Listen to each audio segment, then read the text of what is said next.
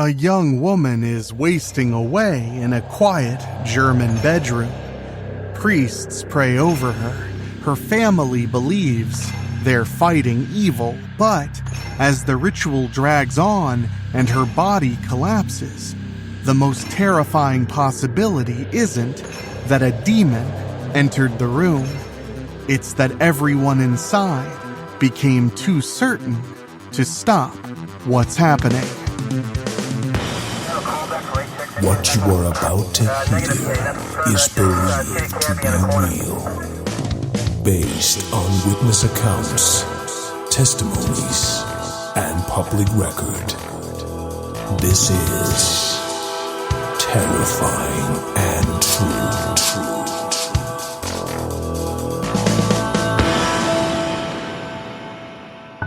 July 1st, 1976. Klingenberg am Main, West Germany. In a modest bedroom, a 23-year-old woman lies dead after months of sanctioned Catholic exorcism rites. Her name was Anneliese Michel. By the time she died, she weighed shockingly little. Her body was failing. Her family believed she was possessed. The priests who prayed over her believed it too. For decades, her story has been sold as one of the most terrifying real exorcism cases ever recorded. A grim tale of demonic voices, sacred rituals, and evil refusing to leave. It inspired films, documentaries, books, and endless arguments over whether something supernatural had taken hold of a deeply religious young woman. But behind the legend is a far more unsettling reality. Anneliese Michel had a history of seizures, psychiatric distress, and prolonged suffering. As her condition worsened, medical care gave way to spiritual intervention. And once that happened, every new symptom could be interpreted not as a warning sign of physical collapse, but as proof that the ritual battle was real. Tonight, we examine the true case of Anneliese Michel, the illness, the exorcisms, the trial, and the terrible possibility that the greatest danger in the room was not an unseen force at all, but the absolute certainty of the people standing around the bed. So make sure you're subscribed as we tell that story tonight.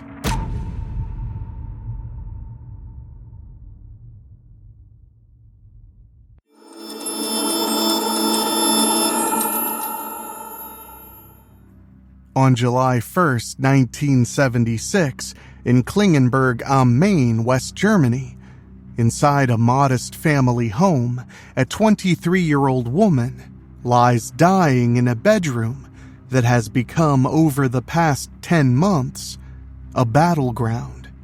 Prayers have been shouted here, Latin rites have been spoken here, priests have stood over the bed and commanded unseen things to leave.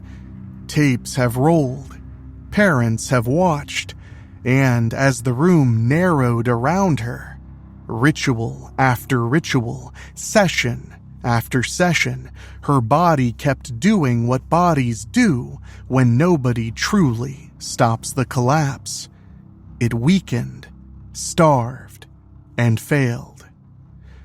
By the time Anneliese Michel dies, she weighs about 68 pounds.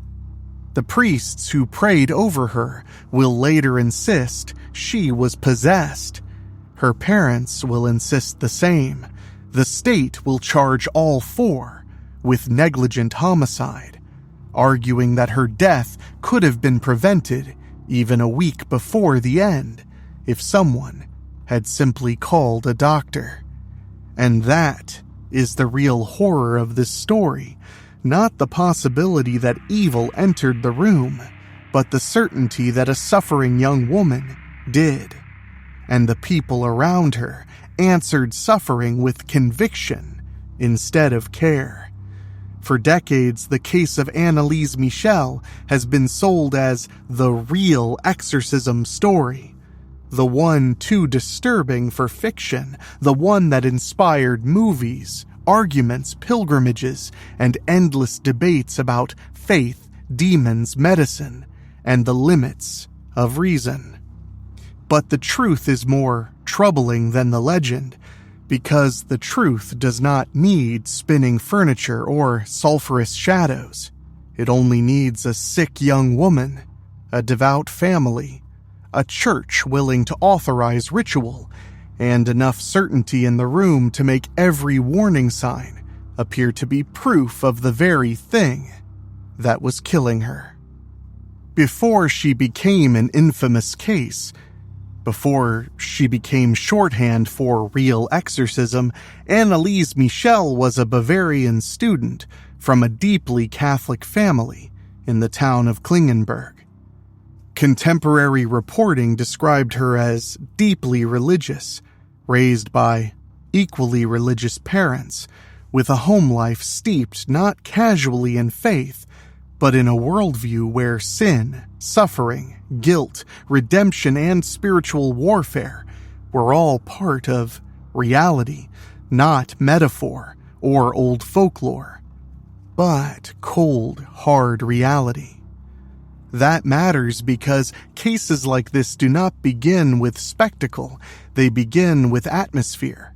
A person gets sick inside a framework that already knows how to explain pain. As a teenager, Anneliese had episodes that brought her into psychiatric care, and later she developed a documented history of epilepsy. Contemporary trial coverage said she underwent about 4 years of medical treatment. Even then, though, treatment did not bring her relief. Her condition continued to worsen. Depression deepened. Doctors tried to treat what they saw. But for Anneliese and the people closest to her, medicine was not producing clarity. It was producing frustration, dread, and a terrifying vacuum where explanation ought to be. That vacuum is where this story starts to turn. Because once a disease becomes emotionally unbearable, people do not always want the likeliest answer. They want the most meaningful one. Later archival work, summarized by the Diocese of Würzburg, says Anneliese and her family refused medical help and placed their hopes in a spiritual solution. That shift was not some sudden thunderbolt where a healthy woman went from normal life to Latin prayers overnight. It was gradual. Symptoms continued to accumulate. Religious interpretation accumulated along with them. And eventually, one started feeding the other. There were experiences that had genuinely frightened her. Later, church-related commentary and reporting about the case described visual and auditory disturbances, hearing voices, seeing grotesque faces, feeling unable to pray normally, growing distressed around religious objects. In a secular frame, those details sound like psychiatric and neurological red flags. In a devout supernatural frame, they can sound like confirmation. If you already believe the world contains malevolent spiritual forces, then hearing a voice that tells you not to eat is not just a symptom. It becomes a message. If prayer fills you with revulsion or panic, that's not just distress. It becomes evidence. And there is a grounded reason that matters. Modern medical literature does not prove what happened to Anneliese Michel specifically, but it does show that psychosis and epilepsy can overlap in serious ways. A systematic review and meta-analysis found a pooled prevalence of psychosis in epilepsy of 5.6%, with a higher prevalence of 7% in temporal lobe epilepsy, and an almost 8-fold increased risk of psychosis compared with controls. That does not settle her case from a distance, but it does remind us that bizarre, frightening, and apparently spiritual symptoms can emerge from organic illness without becoming any less real or terrifying to the person living through them. This is where sensational versions of the story usually go off the rails. They start acting as if medicine and religion are two cleanly separate lanes, and one of them must be lying. Real life is uglier than that.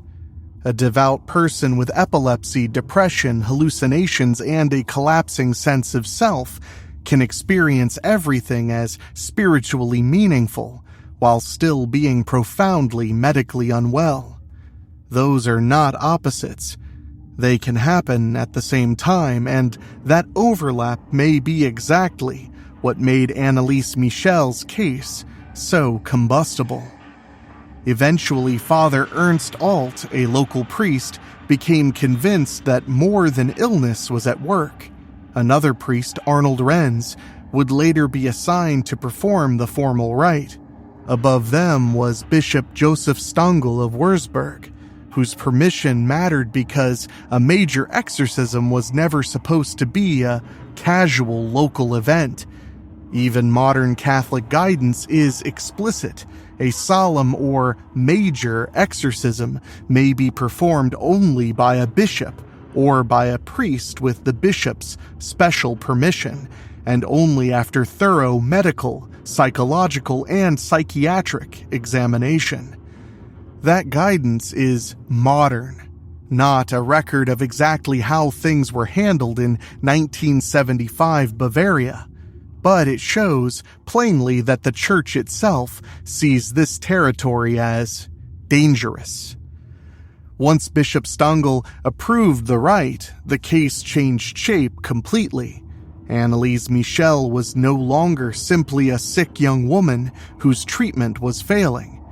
She became a possession case, a spiritual emergency, a person whose worsening condition could now be interpreted not as disproof of the exorcism, but as proof that the enemy being fought was stronger than anyone thought.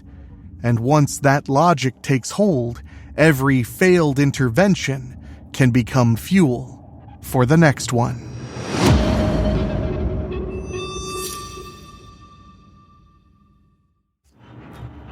The exorcisms began in 1975 and continued into 1976. Archival research summarized by the Diocese of Würzburg says the major exorcism was prayed over Anneliese Michel between September of 1975 and June of 1976. A widely cited figure echoed in later accounts and consistent with long-running reporting on the case is that there were 67 exorcism sessions in total. Contemporary trial coverage from 1978 described tapes recorded during some 70 visits by the two priests to the family home. So, whether one uses 67 or some 70, the important thing is not the exact dramatic number, it's the duration. This was not one night of panic. This was months, a campaign, a structure of belief sustained over time. Those rituals were conducted in secret in the bedroom of her parents' home. According to trial reporting, sessions lasted roughly an hour. Other later retellings stretch them even longer, but the reliable point is simple. They were frequent enough, intense enough, and prolonged enough that they became the defining rhythm of Anneliese's life. Prayer, exhaustion, expectation, fear, and more prayer. Her room ceased to be a place of recovery. It became a stage on which everyone present kept trying to force an answer out of suffering. And all the while, the medical side was collapsing. Contemporary reporting said that 11 months before she died, all medical treatment was stopped. That point is central because once active treatment falls away, ritual stops being something that coexists with care and becomes the care itself. Later archival reassessment adds an important wrinkle. The Diocese of Würzburg's summary says Anneliese herself and her family refused further medical help and put their trust in a spiritual solution. In other words, this was not merely something done to her by remote authority. It was something reinforced by the convictions inside the house. That makes the case more tragic, not less. Loving people can absolutely help destroy someone when everyone is speaking the same catastrophic language. The image that survives in popular memory is usually grotesque and theatrical. A girl shrieking in demonic voices, recoiling from holy objects, speaking obscenities, kneeling until her body breaks. Some of those details entered the public record through the tapes and testimony. But what matters more than the lurid details is the pattern. As her physical state worsened, the exorcisms did not stop. They continued. That is the detail that should chill all of us. Not that adults thought something supernatural was happening. People have thought that for centuries. The chilling part is that a room full of adults watched a body deteriorate and interpreted that deterioration as part of the ritual logic instead of as a medical emergency overtaking everything else. By early 1976, the case had deepened into something almost impossible to interrupt. Anneliese reportedly heard voices telling her not to eat and compelling punishing physical behaviors. Jesuit priest and physician Ulrich Niemann later said the descriptions of her seizures pointed to epilepsy and that, in rare cases, anti-epileptic treatment can be associated with psychosis. He also described hallucinations and extreme exertion as part of the picture. He argued that the exorcism itself was not the direct cause of death, but that undernourishment combined with extreme physical strain was fatal. That distinction is very important. It's the difference between the ritual killed her and the ritualized environment failed to stop what was killing her. Her body was telling the truth whether anyone wanted to hear it or not. By the end, she was emaciated. The best supported contemporary figure is about 68 pounds at death. Later archival summaries say she died of undernourishment. Contemporaneous reporting said the autopsy attributed death to malnutrition and dehydration, resulting from almost a year of semi-starvation during the rites.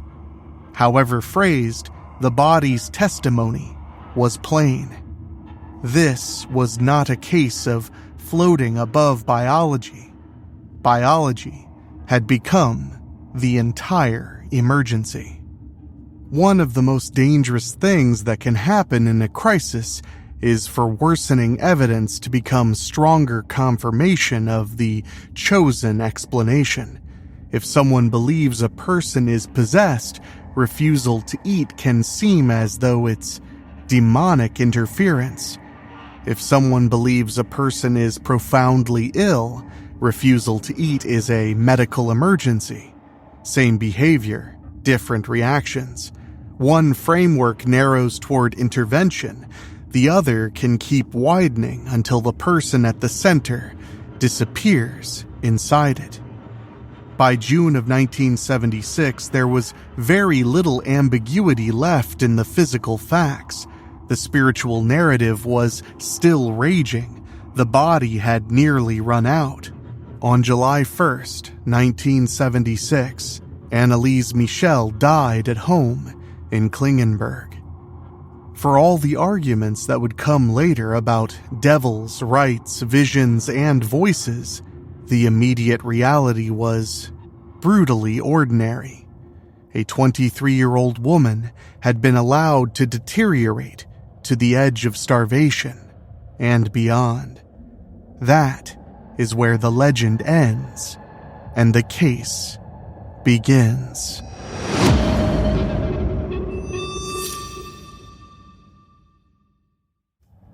After her death, the state moved in. The story shifted from prayer to prosecution. Investigators concluded that Anneliese Michel's death could have been prevented even a week before the end if a physician had been called. That conclusion became the backbone of the case against her parents and the two priests. They were charged with negligent homicide. Think about that term. The court did not have to prove the devil did not exist. It did not have to solve theology. It only had to ask whether adults responsible for a collapsing young woman had failed in a duty of care. The trial began on March 30th, 1978, in Aschaffenburg, and drew major attention. Contemporary reporting described a courtroom transfixed by tapes recorded during the exorcism sessions. Spectators listened to the sounds of a dead woman's voice being replayed in public space. Her sister reportedly fled in tears. Her father sat, listening through an amplifier. Her mother took notes and cried out when the doctors described her daughter as mentally ill rather than demonically afflicted. You can feel the split in the room even across the decades. On one side, a medical and legal framework trying to classify what had happened. On the other, a family still unable or unwilling to release the supernatural meaning that had carried them to the edge. Doctors testified that she had died from a combination of epilepsy, mental disorder, and an extreme religious environment. That phrase, extreme religious environment, is easy to rush past, but it may be the most haunting phrase in the whole case. Not simply epilepsy, not simply psychiatric distress, an environment, a world of interpretation, a home where suffering had been translated into cosmic warfare, and where each new symptom could be fitted into a script that made outside intervention feel less necessary, less useful, maybe even spiritually wrong. The defense did what you would expect in a case so bound up in faith. It emphasized religious freedom and the legality of exorcism under church law. Reporting noted that the lawyers argued the unrestricted exercise of religious belief was constitutionally protected. That argument has force in the abstract, but abstract rights grow thin when a dead body sits at the center of a room. The prosecutors did not have to criminalize religion. They only had to show that faith had been allowed to replace necessary medical action while a woman wasted away. Bishop Joseph Stangl, who had approved the exorcism, was investigated but not indicted. That too fed the sense that the trial was about where responsibility stopped. Later archival research says Stangl trusted the priests and that the absence of medical accompaniment was not simply attributable to him. Anneliese and her family had refused medical help. That later nuance is important because it keeps the case from collapsing into a cartoon. There was no single puppet master. There was an entire web of conviction, delegation, trust, and fear. Still, courts do not weigh nuance in the abstract. They weigh outcomes. In April of 1978, the 4 defendants were found guilty. The parents and the 2 priests each received 6-month suspended prison sentences. Nobody went to jail. In legal terms, the punishment was light. In historical terms, the meaning was enormous. A modern court had looked at an exorcism death and said, essentially, whatever you believed, you still had obligations to a living person. This is one reason the case endured, not because it cleanly proved possession or disproved faith, but because it forced 2 systems to look at one another in public. Religion said there are realities beyond medicine. Medicine said there are illnesses that can hijack belief and behavior. The court said none of that absolves caretakers when a person is visibly dying. That triangular collision is much more interesting and much more frightening than any lazy "was she really possessed" debate. There was one more grotesque aftershock. In 1978, after a nun claimed to have had a vision that Anneliese's body remained intact, her parents had the body exhumed. Authorities found normal decay. Even then, even after a death, a trial, medical testimony, and public humiliation, the need to find supernatural vindication had not disappeared. That detail is not proof of anything occult, but it is proof of how hard it can be for grief to surrender meaning once suffering has been sanctified. After the trial, the Anneliese Michel case did what most combustible true stories always do. It stopped belonging only to the people who lived it. It became public property, a morality play, a warning, a fetish object for true believers and skeptics alike. Films, books, documentaries, websites, endless retellings. Some treat her as a martyr. Some as a textbook case of abuse. Some strip the story down to grotesque audio snippets and dare the listener to feel clever about it. But the strongest later work on the case did something less flashy and more useful. It went back to the original records.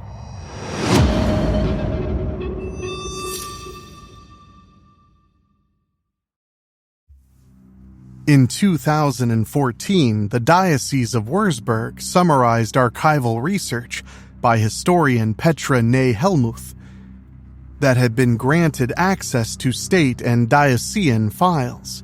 One of the major conclusions was that several details had been publicly misrepresented.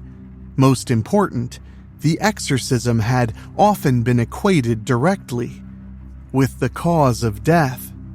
Ney-Helmuth argued that this was the biggest error in the public presentation. The exorcism in that formulation was prayer in a pastoral setting. Anneliese Michel, an epileptic young woman, died of undernourishment while the major exorcism was being prayed over her. That distinction matters, not because it clears anyone, but because it restores precision. Precision is one of the only antidotes to mythology. The same archival summary also sharpened the question of agency. Bishop Stangl had authorized the rite and trusted the priests Ernst Alt and Arnold Renz. Those priests were later convicted, but Michel herself and her family had refused medical help and placed their hopes in a spiritual solution. So the case does not cleanly divide into villains and victims.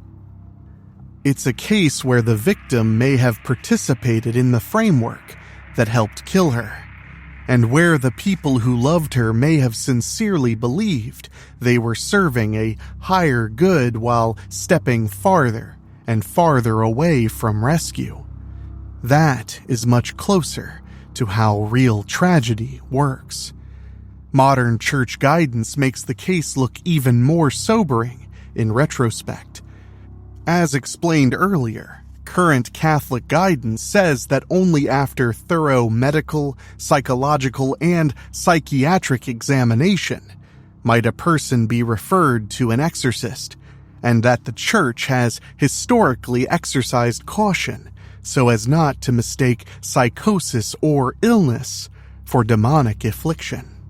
Again, that is not proof of what was or was not done in 1975 Germany, but it is evidence that even the Church, speaking in its own institutional voice, understands the terrible danger of moving quickly toward a possession narrative. And maybe that's why the story still has so much force. The simplest version is spooky. The truest version is destabilizing, because Anneliese Michel sits at the place where several frightening realities overlap.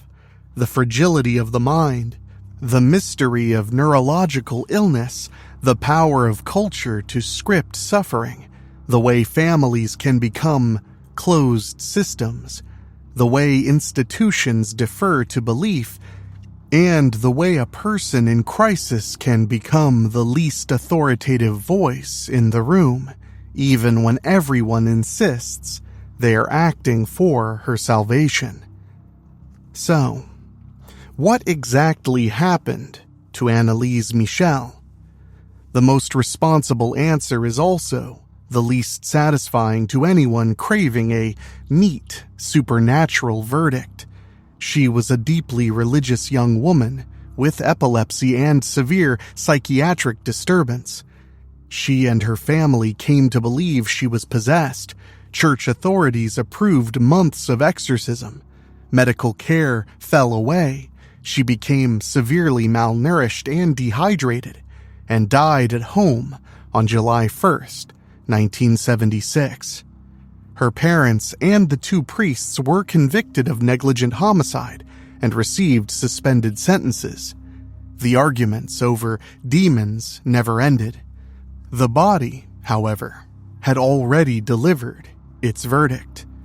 And that is the final chill in this case. Not that some ancient evil may have entered the room, but that certainty did. Certainty in the parents, certainty in the priests, certainty that suffering meant something more than illness, that worsening meant the ritual was working, that the next prayer mattered more than the next doctor. A demon story leaves you glancing at the dark corner of the room, but the story of Anneliese Michel leaves you looking at the people standing around the bed and wondering how many of history's worst endings began with love, fear, and the absolute conviction that what they were doing was the right thing. Terrifying and True is narrated by Enrique Couto. It's executive produced by Rob Fields and Bobbletopia.com. And produced by Dan Wilder. With original theme music by Ray Mattis. If you have a story you think we should cover on Terrifying and True, send us an email at weeklyspooky@gmail.com. And if you want to support us for as little as $1 a month, go to weeklyspooky.com/join. Your support for as little as $1 a month keeps the show going. And speaking of, I want to say an extra special thank you to our Patreon podcast boosters, folks who pay a little bit more to hear their name at the end of the show. And they are Johnny Nix, Kate and Lulu, Jessica Fuller, Mike Eschewey, Jenny Green, Amber Hansford, Karen Wiemet, Jack Kerr, and Craig Cohen. Thank you all so much, and thank you for listening. We'll see you all right here next time on Terrifying and True.